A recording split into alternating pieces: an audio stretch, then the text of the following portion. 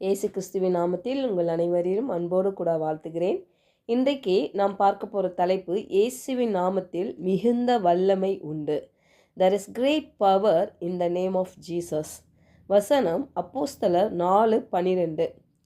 அவராலே அன்றி வேறு ஒருவராலும் இரட்சிப்பு இல்லை. நாம் இரட்சிக்கப்படும்படிக்கு வானத்தின் கீழெங்கும் மனுஷர்களுக்குள்ளே அவருடைய நாமமே அல்லாமல் வேறொரு நாமம் கட்டளையிடப்படவும் இல்லை என்றான். பாருங்க, மனித குலம் இரட்சிக்கப்படக்கூடிய ஒரே ஒரு நாமம், அது இயேசுவின் நாமம் மட்டுமே. ஹல்லேலூயா. ரோமர் 10:13 ஆதலால் கர்த்தருடைய நாமத்தை தொழுது கொள்ளுகிற எவனும் ரட்சிக்கப்படுவான். அவர் நாமத்தை தொழுது கொள்ளுகிற யாராயிருந்தாலும் சரி, அவர்கள் ரட்சிக்கப்படுவார்கள்.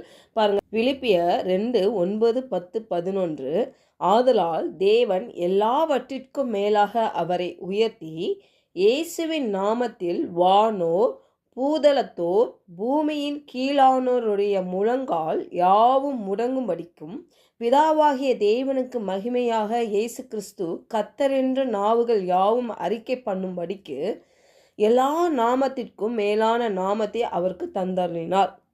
பாருங்க, இயேசு கிறிஸ்துவின் நாமம் எல்லா அதிகாரங்களுக்கும் மேலானது. அது மனித குலத்துக்கு மட்டுமல்ல, தேவதூதர்கள், அதிகாரங்கள், இருளின் வல்லமைகள் எல்லாம் கூட அந்த நாமத்தின் முன் தாழ்ந்து போகும். பாருங்க, எந்த பேரை சொன்னாலும் பிசாசு பெருசாக பொருட்படுத்தாது. ஆனால் இயேசுவின் பெயரை சொல்லும் பொழுதிலே அவன் நடுங்குகிறான். ஏன்னா பரலோகத்திலும் பூமியிலும் பூமிக்கு கீழேயும் சகல அதிகாரத்தையும் கொண்டிருக்கும் அந்த பெயரை பாருங்க, நரகத்தால் தாங்கிக் கொள்ள முடியாது, பிசாசினால் தாங்கிக் கொள்ள முடியாது. இயேசுவின் நாமத்தில் மிகுந்த வல்லமை இருக்குது. இயேசுவின் நாமத்தில் பாருங்க, அவர் நாமத்தை சொல்லும் பொழுது பிசாசு நடுங்கும். என்னுடைய வாழ்க்கையில் நான் சாட்சியாக அதை சொல்ல முடியும். எனக்கு ஒரு 11 வயது இருக்கும்போது என் தகப்பனை நான் இழந்தேன்.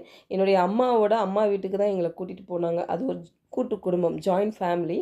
எங்கள் அம்மாவோட கூட பிறந்தவங்க எல்லாருமே பார்த்திங்கன்னா ஹிந்து குடும்பம். அப்போது நாங்கள் அங்கே தான் இருந்தோம். என் 2 தம்பிகளை ஹாஸ்டலில் சேர்த்தாங்க. நானும் எங்கள் அம்மா மட்டும் தான் இருப்போம். எங்கள் அம்மா ஒவ்வொரு ஞாயிற்றுக்கிழமும் சரி அவங்க கிராம ஊழியத்துக்கு போயிடுவாங்க. நான் வீட்டில் தனியாக தான் இருப்பேன். அது மாதிரி நிறைய ஊழியத்துக்கு அவங்க போயிடுவாங்க. நான் வீட்டில் அநேக முறையில் தனியாக இருக்கும் பொழுது நான் கூட பக்கத்தில் வீடுகள்லாம் இருக்கும். எங்கள் சித்தி, மாமா, அத்தை எல்லோரும் இருப்பாங்க.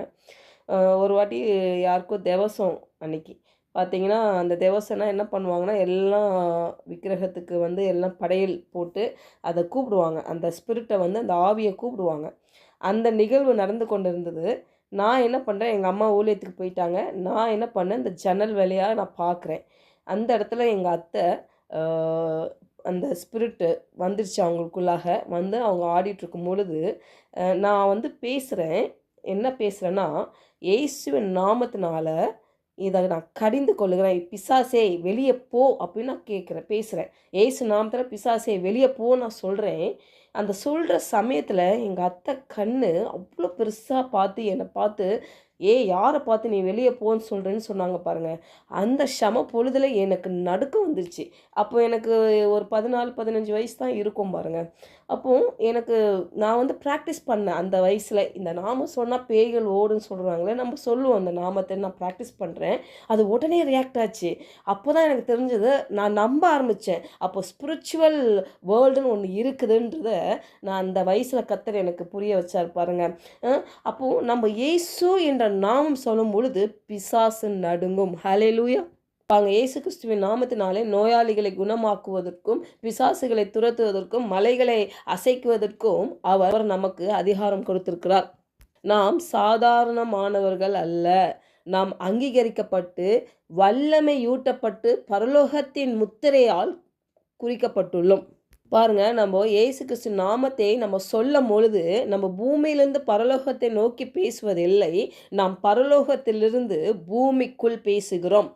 அதிகாரத்திலிருந்து பேசுகிறோம். பயத்தினாலிருந்து கிடையாது, வெற்றியிலிருந்து பேசுகிறோம். வெற்றிக்காக அல்ல. ஹல்லேலூயா. அப்போது இயேசு என்ற நாமம் அதிகாரத்தை குறிக்கிறது. இயேசுவின் பெயர் ஒரு மத சொற்றொடரோ கிடையாது. அது நம்ம ஜெப வேளையில நம்ம சொல்லுகிற அதுக்கு மட்டும் நம்ம உபயோகிக்கிறது கிடையாது. அந்த அதிகாரத்தை நம்ம என்ன பண்ணணும், நம்ம வாழ்க்கையில, அன்றாட வாழ்க்கையில, நம்ம தேவைகளை, நம்ம பலவீனங்களையும், நம்ம போராட்டங்களின் மத்தியில பேசணும். அவருடைய நாமத்தை பேசும் பொழுது கண்டிப்பாக மாற்றம் உண்டாகும், வல்லமை பிறப்பிக்கும். ஹல்லேலூயா. பாருங்க, வேதாகமத்தில் தாவீது எப்படி கோலியாத்தை தோற்கடித்தார் தெரியுமா? இந்த வல்லமை தான், அந்த இயேசு என்ற நாமம். அவனுக்குள்ள யார் இருக்கான்னு அவனுக்கு தெரிந்தது பாருங்க. அவனுக்குள்ளாக அந்த அபிஷேகம், அந்த வல்லமை, இயேசு கிறிஸ்துவை குறித்து அவனுக்கு ஒரு பெரிய வெளிச்சம் அவனுக்குள்ளாக இருந்ததுனால தான் அப்படிப்பட்ட ஒரு தைரியம் அவனுக்கு இருந்தது. தாவீது பாருங்க, இந்த கோலியாத்தை மேற்கொள்வது அவன் பயத்தின் அடிப்படையில் அதை பார்க்கல. என்னடா இதை மாட்டிக்கிட்டோமே அப்படின்ற ஒரு எண்ணமே அவனுக்கு இல்லை. அவனுக்குள்ள என்ன வந்துச்சு தெரியுமா? எனக்குள்ள இருக்கிறவர் பெரியவர் காட்டுகிற ஒரு நேரம் வந்தது என்று தான் பார்த்தான். அதே மாதிரி தான் இன்றைக்கி நம்ம வாழ்க்கையில் பிரச்சனைகள், போராட்டங்கள், பலவீனங்கள், குழப்பங்கள், தாமதங்கள், தடைகள், இதை பார்த்து பயப்படாதபடி நமக்குள்ள யார் இருக்கிறார் அந்த பெரிய தேவனை நம்ம பார்ப்போமானால் நமக்கு முன்னாடி இருக்கிற சவால்களை நம்ம மேற்கொள்ளுகிற அந்த வல்லமை நமக்கு கொடுக்கப்பட்டிருக்கிறது என்று அறிந்து அதை நாம் மேற்கொள்வோம். ஹல்லேலூயா.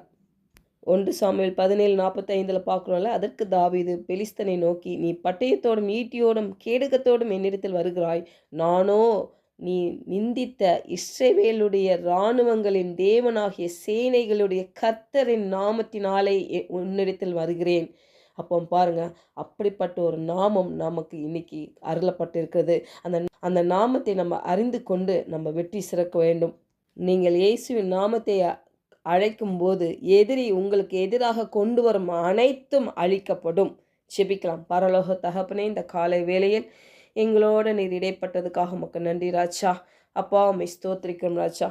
தாவீதை போலவே ஆண்டவரே, அப்பா, எங்கள் வாழ்க்கையில் நாங்கள் சந்திக்கிற எல்லா பிரச்சனைகள், போராட்டங்கள், பலவீனங்கள் எல்லாம் இயேசுவின் நாமத்தினால அசைக்க முடியாத அந்த நம்பிக்கையுடன் நாங்கள் எதிர்கொள்வோம் என்று இயேசுவின் நாமத்தில் ஜெபிக்கிறோம் நல்ல பிதாவே. ஆமென்.